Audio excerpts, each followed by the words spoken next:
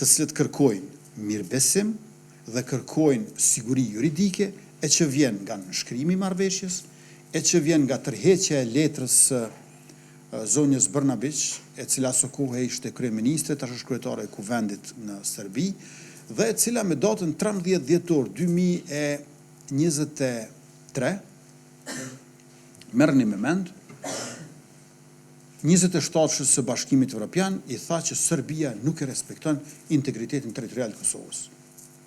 Si mund të bëjmë ne dialog?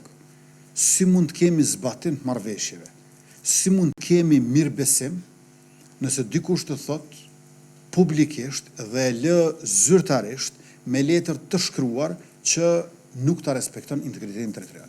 Prandaj ajo letër duhet të tërhiqet, marrëveshja bazike e Brukselit me aneksin e zbatimit të orit duhet të nënshkruhet dhe le të mos harrojmë edhe këtë gjë unë e përmendin në çdo takim me ndërkombëtar, jo vetëm tani në Paris, krye terroristi Milan Radojčić duhet ju dorëzohet organeve të sigurisë e drejtësisë në Kosovë, sepse bashkë me 44 paramilitarët e tjerë që e vranë rreshtirin policor heroin e Kosovës Afrim Bunjakun, kanë aktakuz 160 faqe në Kosovë.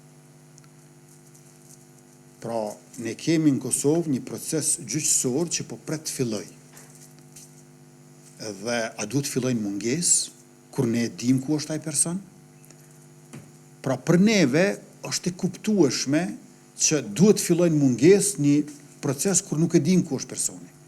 Mirë po, është një situatë absurde që në Kosovë do të na duhet të fillojë një proces gjyqësor mungesë për një person që dihet ku është.